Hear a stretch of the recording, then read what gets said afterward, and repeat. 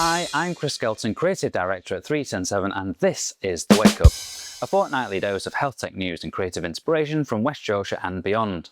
6 stories this week, from NHS policy to an Irish artist redesigning the end of life, and why digital health needs to pay more attention to its users. After years based in Wakefield, a few weeks ago, Health Innovation Yorkshire and Humber moved to a new home at the National Health Innovation Campus in Huddersfield. For those who don't know, this is the team running the West Yorkshire Health Tech Cluster.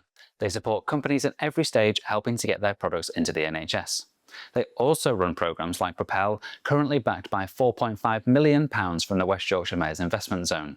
This move, of course, makes total sense and puts them at the heart of a new centre of excellence in health innovation. Next, the government published its renewed women's health strategy last week.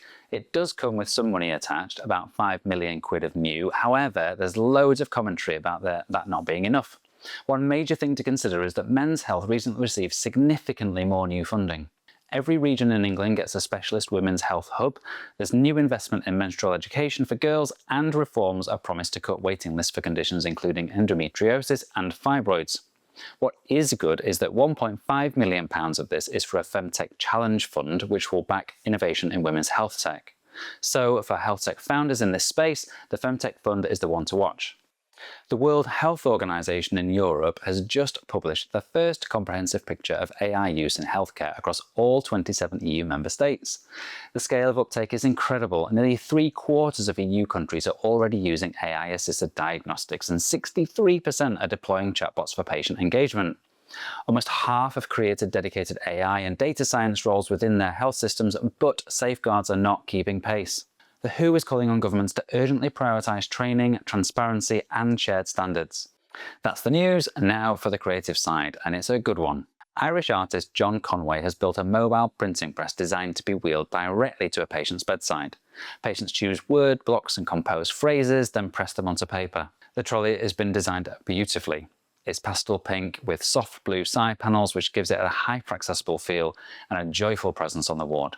Prints are gifted to families, framed for the ward archive, or placed in a hospital's solace rooms when a patient has died. The zine, covered this earlier in April, is a quiet piece of design that's perfect for its context and will really make a difference to people living in palliative care.